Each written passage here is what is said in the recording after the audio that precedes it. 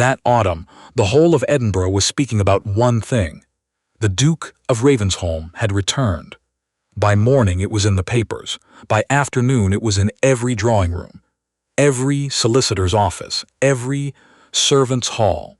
Cassius Wren had come back, after 4 years, and in a modest boarding house on the edge of Canongate, a young woman read the notice in the morning paper and set it down very carefully, as though it might break. Her name was Lena, or rather, that was what she called herself now, Lena Marsh. A housekeeper's assistant recently arrived from the countryside, good references, quiet manner, no particular history. That was the story she had given to Mrs. Dunstan at the employment registry, and Mrs. Dunstan had not pressed her. There were always young women needing work, and large households always needing hands. Her real name was Selena Aldworth, the only daughter of the late Viscount Aldworth, and the house she was going to work in, Ravensholm House, now fully staffed and reopened for the Duke's return, had been her house, her father's house, her home, for 22 years before the lawyers had taken it. She folded the paper and put it in her coat pocket. She had 4 days before she was expected to begin. Let her tell you how it had come to this. Her father had died 3 years ago, not suddenly. He had been unwell for a long time, and Selena had watched it happen slowly, which in some ways was worse. He had been a gentle man, a careful man, and he had believed until very nearly the end that the estate would pass to her. He had believed his solicitor, a man named Carrick, who had managed the Aldworth affairs for 2 decades, and who had smiled at every meeting and said, "Yes, of course, all is in order." All was not in order. When the will was read, it was not the will her father had described to her. The estate, the house, the investments, all of it had been left to a distant male cousin named Gareth Aldworth, whom Selena had met exactly twice, and who had sold everything within a year. Gareth had not kept Ravensholm House himself. He had sold it to the Duke of Ravensholm, who was at that point a soldier fighting somewhere in the north of France, and who presumably had never met an Aldworth in his life. The lawyers said there was nothing to be done. The transfer was legal. Selena had contested it for 8 months, spending every pound she had saved, and in the end the result was the same. So she had made a different decision. She did not know what she was looking for, exactly. Evidence, perhaps. Something that Carrick had hidden. Something that would show the will had been altered, that her father had been deceived. She did not know if she would find it, but she knew the evidence, if it existed at all, would be in that house, in her father's study, or the library, or the records room at the back of the east wing that no one had ever found interesting enough to clear properly. She had a plan. She would get inside. She would work quietly and well, and draw no attention to herself. She would look for what she needed, and she would leave before anyone could ask too many questions. She had not planned for the Duke to return. The morning she arrived at Ravensholm House, it was raining. Edinburgh rain, the fine, persistent kind that gets into everything. The house stood at the end of a long gravel drive, gray stone against a gray sky, and Selena stood at the servants' entrance and felt something move through her that she did not have a name for. It was not quite grief, it was sharper than that. And quieter. She knocked. The door opened. A woman with a tired face and a ring of keys looked her up and down. "Marsh?" "Yes, Lena Marsh. I'm Mrs. Brent, the housekeeper. Come in." The kitchen was warm and smelled of bread and coal smoke. Selena followed Mrs. Brent through corridors she knew perfectly well and pretended not to know at all. She looked at everything as though for the first time. She did not let her eyes linger anywhere too long. She was shown to a small room on the 3rd floor. She thanked Mrs. Brent, closed the door and sat on the narrow bed and pressed both hands flat against her knees. She was inside. The Duke did not arrive for another 2 days.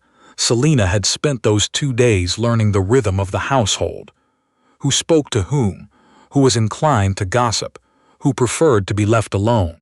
Mrs. Brent ran a tight ship and expected the same from everyone under her. The butler, a sparse man called Hodder, communicated almost entirely through the angle of his eyebrows. The cook, a woman named Patsy, who was addressed as Mrs. K, was the only person in the house who seemed to enjoy herself. She fed Selena extra bread at supper without being asked. On the third morning, at 10:15, there was movement in the front hall. Selena was on the first-floor landing with a basket of fresh linens when the main door opened. She kept her eyes on the linens. She heard footsteps, the particular sound of boots on stone, deliberate and unhurried.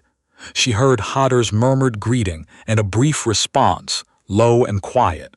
She heard Mrs. Brent come quickly from the direction of the library.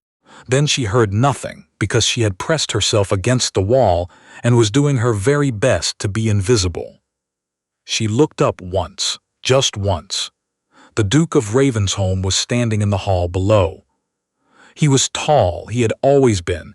She was remembering things she had no reason to know. She had never met this man. He was tall, and he had the kind of stillness that soldiers sometimes carry back from war, the kind that is not peace. His face was pale, not unwell, but closed, like a house with the shutters drawn. He spoke to Hodder in a few short sentences. He looked briefly at the stairs. Selena looked back at her linens. She did not look up again. That night she sat at the small writing table in her room with a candle and a sheet of paper and wrote down what she remembered about the records room. The location of the cabinet her father had always kept locked, the drawer where he had stored correspondence from Carrick. Whether, in 4 years of the house changing hands, anyone would have thought to clear it. Probably not. The records room had always been dull. No one went there unless they were sent. She folded the paper and put it inside her boot.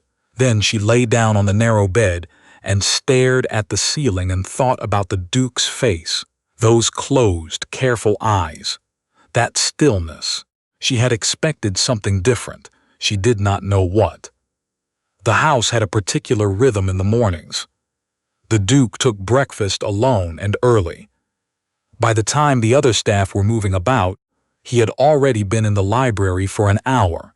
He spoke very little. He asked for things by writing brief notes to Hodder, who would bring them to the appropriate person. He did not raise his voice. He did not make requests that were unreasonable. He was, by all accounts, the easiest sort of employer. Selena passed him in the corridor on the 4th day. She was carrying a stack of books that Mrs. Brent had asked her to move from one room to another. She had not asked why, and Mrs. Brent had not explained. The corridor was narrow. The Duke was coming from the direction of the east wing. She stopped. He stopped. Miss Marsh. He had clearly been briefed on the staff. Your Grace, she kept her eyes at a point just past his shoulder. He looked at the books. Those are from the library. Mrs. Brent asked me to move them to the sitting room, Your Grace. If that's not. No, that's fine. He looked at the top book. Something shifted in his expression, very briefly. I was wondering where that one had got to. Selena looked down at the stack. The top book was an old volume, green cloth, faded gilt lettering, a history of the Scottish lowland estates. Her father had read that book 3 times. I can leave it in the library, Your Grace, if you'd prefer. No. He paused. Take them where you were going. He walked past. She stood where she was for a moment. Then she continued down the corridor. She did not let herself think about the book. She found the records room unlocked. This was not a surprise. In her father's time it had been kept locked because her father had been particular about papers. Gareth Aldworth had clearly not shared that habit. And neither, it seemed, had the Duke's staff been instructed to change it. She went in on a Tuesday evening after the household had quieted. She brought a small lamp and kept the flame low. The cabinet was still there. The same dark wood, the same brass handles, the same slight warping on the second drawer from the top that had always made it stick. Someone had gone through it. She could see that the papers were not in quite the right order. but no one had removed anything. She found the correspondence from Carrick in the third drawer. She sat on the cold floor and read for an hour. Most of it was ordinary. Account statements, land assessments, the usual tedious records of an estate in modest decline. But at the back of the bundle, tucked inside a folded invoice as though someone had put it there in a hurry, was a letter. It was dated 2 years before her father's death. It was addressed to Carrick from a man whose name meant nothing to Selena. A name she wrote down carefully in the small notebook she had brought. The letter was 3 pages long. It discussed in formal and careful language an arrangement, a codicil that had been prepared and then, apparently, set aside, a revision to the primary beneficiary clause. Selena read it twice. Then a third time. Her father had known, or nearly known. The letter suggested he had raised questions with Carrick that Carrick had found inconvenient. The letter was advice, from this unknown third party, on how to manage those questions. She photographed nothing. She had no means. But she copied the important passages by hand, her writing small and precise, the way she'd been taught as a girl. She tucked the notebook back inside her dress and replaced the letter exactly as she had found it and went back upstairs in the dark. She did not sleep until past 3. The next morning she made an error. She was tired, which was not an excuse, but it was the explanation. She came down the back stairs and turned left instead of right, and walked directly into the Duke's study. He was standing at the window. He turned. The room was not as she remembered it. The furniture had been changed, the arrangement was different, her father's desk replaced by a larger one. But the view from the window was exactly the same. The same garden, the same stone wall at the far end, the same copper beech that had been enormous when she was a child and was more enormous now. She had looked at it before she could stop herself. "I'm sorry," she said. "I have the wrong room." She was already backing toward the door. "You haven't been in here before." It was not a question. "No, Your Grace." "You looked at the tree." She stopped. He was watching her. Those closed, careful eyes. Most people don't look at it. They look at the desk or the fireplace or the carpet. Selena said nothing. "What's your name?" he asked. "Your full name." Her heart moved in her chest in a way she did not like. "Lena Marsh, Your Grace." He looked at her for a moment. "Where are you from?" Perthshire. This was true. She had grown up partly in Edinburgh and partly at a cousin's estate in Perthshire, and it was the less dangerous of the two truths. "Sit down," he said. "Your Grace, I really should. Sit down, Miss Marsh." She sat. He did not sit. He turned back to the window. Outside, the copper beech was perfectly still. The morning was cloudless, which was unusual for October. "How long have you been in service?" he asked. 3 years. Before that, I was at home, Your Grace." This was also true. She had been at home until her home was taken from her. He turned to look at her. That was twice now that he had looked at her in a way that felt like a question he wasn't ready to ask yet. "That will be all, Miss Marsh," he said. She left. She told herself that evening that she should be careful. She told herself the same thing the next morning. She had what she needed, or nearly. The notebook was enough to take to a different solicitor, enough to begin to build a case. If she could find a solicitor willing to take it, she should leave. She should do it quietly, and in good order, and gives Mrs. Brent a week's notice and go. She stayed. She told herself it was because she needed more time, more evidence. The letter on its own was not sufficient. It was only one piece. She needed to find the draft codicil itself, or proof that it had been destroyed. This was partially true. She stayed because the records room had more to offer. She stayed because she had not yet found the codicil. She stayed because on Thursday morning the Duke had left a book on the hall table with a note attached. "For the library, from the sitting room, please." And the book had been the one from her father's collection, the green cloth history, and she had held it for a moment longer than necessary. That was the real reason she stayed, or part of it. She did not examine the rest too closely. It was Mrs. K who noticed first. "He asks after you, Mrs. K," said one morning, cracking eggs with remarkable efficiency. "Asked Mrs. Brent yesterday if the new girl was settling in." Selena looked up from the vegetables she was trimming. "He asked about me?" "Not you specifically, new girl. But there's only one new girl." Mrs. K glanced sideways. "He doesn't usually ask about the staff." Selena said nothing and went back to the carrots. That afternoon, the Duke appeared in the corridor outside the records room. She heard his footsteps and straightened immediately, tucking the notebook away, arranging her expression. He stopped when he saw her. "What are you doing in here?" "Mrs. Brent asked me to take an inventory, Your Grace." This was a lie, but it was a plausible one. Selena had taken care to mention to Mrs. Brent 2 days before that the records room seemed in need of sorting, and Mrs. Brent had said vaguely, "Yes, perhaps, get to it when you have time." The Duke looked around the room. His eyes moved over the cabinets, the shelves, the stack of papers she had arranged tidily on the table to look official. "Leave the third drawer," he said. Her stomach dropped. "The one on the left cabinet," he continued. "The papers in it belong to the previous owner. I haven't decided what to do with them yet." She kept her face perfectly still. "Of course, Your Grace." He looked at her again. That same quality of attention. Not suspicious, exactly. Something else. Something she didn't quite have a word for. "Do you read?" he asked, an odd grace. "What?" She paused. She thought about what Lena Marsh of Perthshire would read. Then she decided that Lena Marsh could read the same things she did because it was a small risk and she was tired. "History, mostly. Some philosophy, poetry, when I can find it." He was quiet for a moment. "There is a library," he said.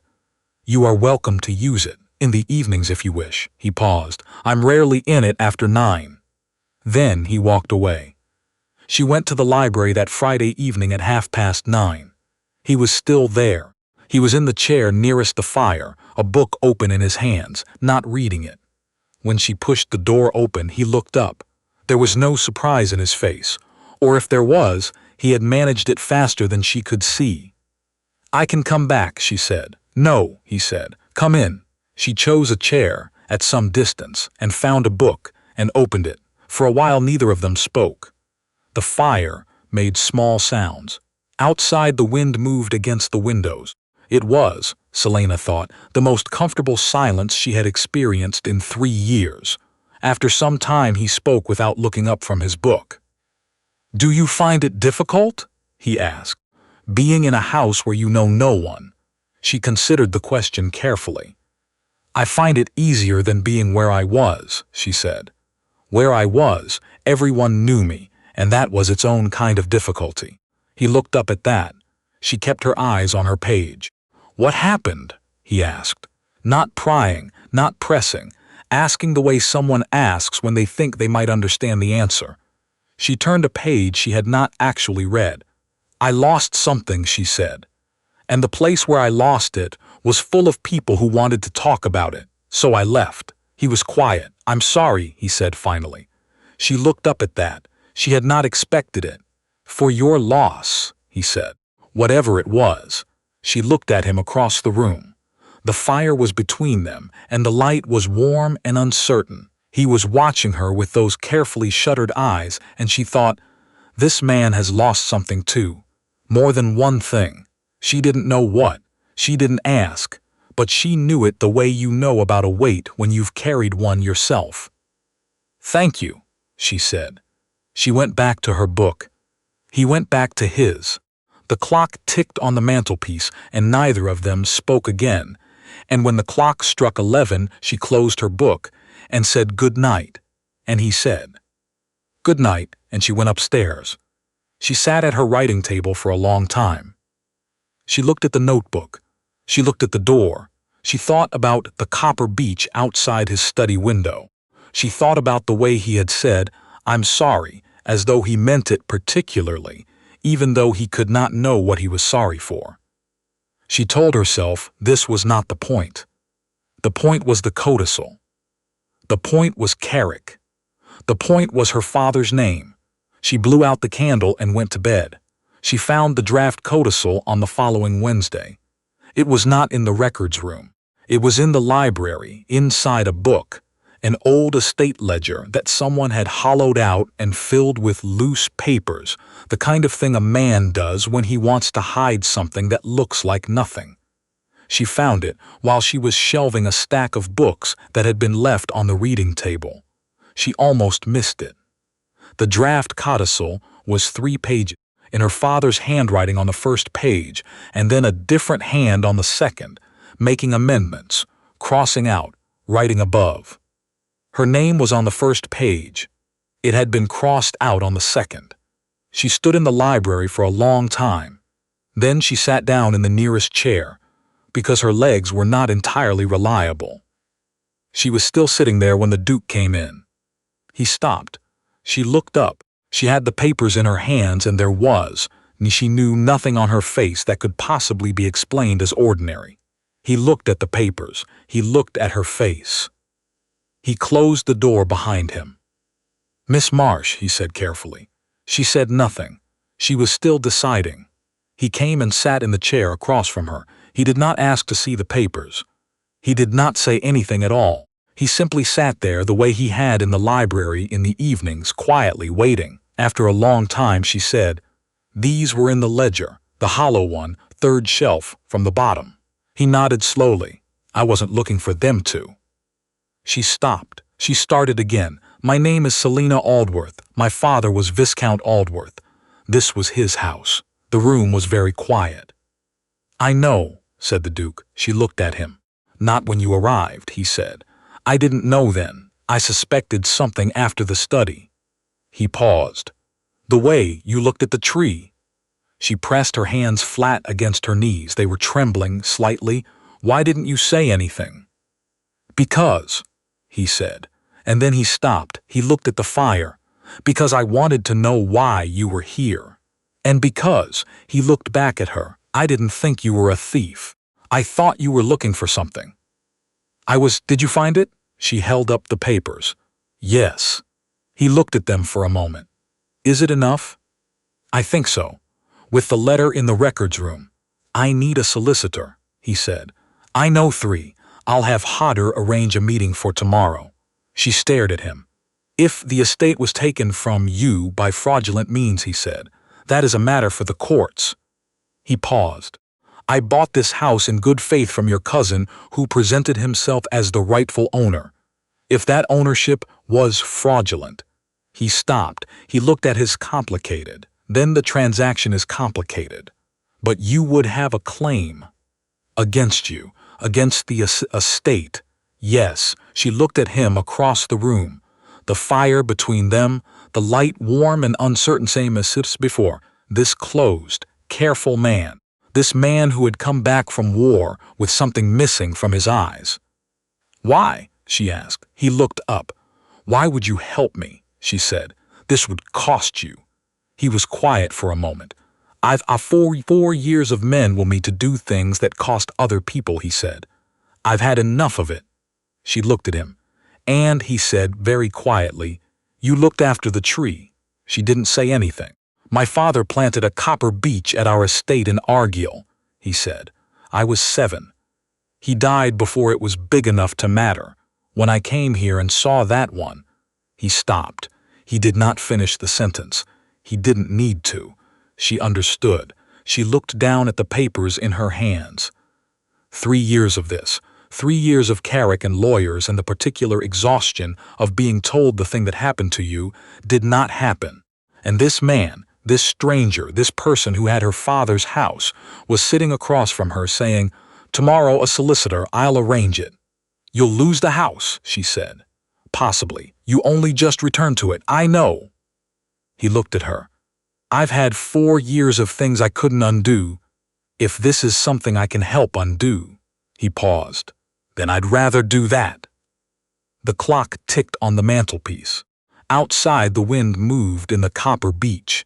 She could hear it from here. "Thank you," she said. "Don't thank me yet," he said. Wait until the solicitor has looked at them. She almost smiled. It came out smaller than she intended, and she looked away before it could do anything else. He looked away too. The solicitor came the following afternoon. He was a careful, gray-haired man named Mr. Ashford who read the papers twice without expression and asked Selena several pointed questions, and then said that he believed there was sufficient grounds to bring a case. The Duke sat through the meeting without speaking. He answered one question from Mr. Ashford directly and confirmed that he had no objection to the papers being used. When Mr. Ashford left, the Duke walked him to the door himself. Selena stood by the window of the sitting room, looking out at the drive. The gravel was wet. The copper beech at the back of the garden was visible from here, just over the corner of the east wing. The Duke came back into the room. "It will take time," he said. "I know, months, possibly. Ashford says the courts are backed up." "I've waited 3 years," she said. "I can wait longer." He came to stand beside her, not close, a proper distance. They both looked out the window. "What will you do?" he asked. "In the meantime?" She had not thought about this. She had thought about the codicil for so long that she had not made plans for after the codicil. "I don't know," she said honestly. "You could stay," he said. She turned to look at him. His eyes were on the garden, not on her. "As yourself," he said. "Not as Miss Marsh, as Miss Aldworth." He paused. "The house knows you better than it knows me. It would be better for everyone." She did not say anything for a long moment. "It would be better for everyone," she repeated slowly. "Yes," he said. He turned then and looked at her. That same quality of attention. She had seen it more than once now, in the library, in the study, in the records room doorway. It had not changed. "That's what I said. That's not the only reason," she said. He was quiet for a moment. "No," he said finally. "It isn't." The copper beech moved in the wind. A cloud passed over the sun and the garden went briefly gray and then warm again. "Then yes," said Selena Aldworth. "I'll stay." The case took 8 months. Carrick did not contest it. He had, as Mr. Ashford put it, left himself very exposed. The third party named in the letter was found and questioned and chose, in the end, to cooperate rather than face worse charges. The draft codicil was authenticated. The original will was found to have been altered after her father's death, which was the piece they had needed all along. In June, the court ruled in her favor. The house was, by then, a question. The Duke had, over 8 months, become something more difficult to categorize. He had moved into the East Wing and made no fuss about it. He had continued to help Selena learn the modern workings of the estate, the accounts that had changed under new management, the tenants who had come and gone. He had introduced her, quietly, to the people who needed to know her name. On the morning the ruling came, she found him in the garden, by the copper beech. He had his coat on and a cup of something warm in one hand, and he was looking up at the branches. She came and stood beside him. "Well," he said. "It's done," she said, "in our favor." He looked at the tree for a moment. Then he said, "Congratulations, Miss Aldworth." "Selena," she said, "please." After all of this, he looked at her. There was something in his eyes that had not been there in October. Not open, exactly. He was still a man who kept things carefully. But there was something fragile, new, not yet named. "Cassius," he said. She almost smiled. It was the same almost smile as before, smaller than she intended. But this time she didn't look away. Neither did he. They stood under the copper beech while Edinburgh woke around them, the city full of its own noise and motion. And in the garden it was quiet, not empty, full, in a way that was hard to put into words, the kind of quiet that does not need filling. After a while she said, "What will you do now? The house is mine again." "I was going to ask you the same thing," he said. "About me." She looked at him. He was watching her with those careful eyes, waiting, not pressing, the way he had always waited from the very beginning, in the library, with the fire going and the wind at the windows. She thought about that first evening. She thought about 8 months of this man sitting in rooms with her and asking for nothing. She thought about, "I'm sorry for your loss, whatever it was. Stay," she said, "if you want." He looked at her for a moment. His expression did not change, but something settled in it. Something quiet. In the East Wing? Somewhere better than that. He was silent for a moment. The copper beech moved above them. "Yes," he said. "All right, it was not, perhaps, the most eloquent thing that had ever been said in a garden, but it was true, and true between them had always been enough." That winter Edinburgh talked, as Edinburgh always does. The Duke of Ravensholm was to marry. The woman he was marrying was not who anyone had expected. She was not from a prominent family, or rather, she was, but the story was complicated, and the story took some time to tell. People who knew the family said it made sense. People who didn't knew it made sense when they saw them standing together, in the way that some things become obvious once you've been shown them. On the morning of the wedding, Selena stood in her father's bedroom and looked at herself in the glass. The house was warm around her. December light came through the old windows, the same light it had always been, the same slant and color she remembered from childhood. Someone knocked. "Come in." The door opened. Cassius stood in the doorway. He looked at her. She looked at him. "Are you ready?" he said. She thought about 3 years of lawyers and borrowed rooms, and the particular loneliness of fighting for something that everyone else has decided to stop believing in. She thought about a copper beech and a library, and the way a long silence can be either empty or full, and how different those two things feel from the inside. "I've been ready for a long time," she said. Outside the city was waking. The copper beech stood in the winter garden, bare now, its branches tracing lines against a pale sky. It had been planted by someone who loved it. It had grown without needing anyone's permission. It had outlasted everything that had tried to erase it. That was the thing about certain kinds of love. They did not ask to be convenient. They simply waited until it was time to be seen,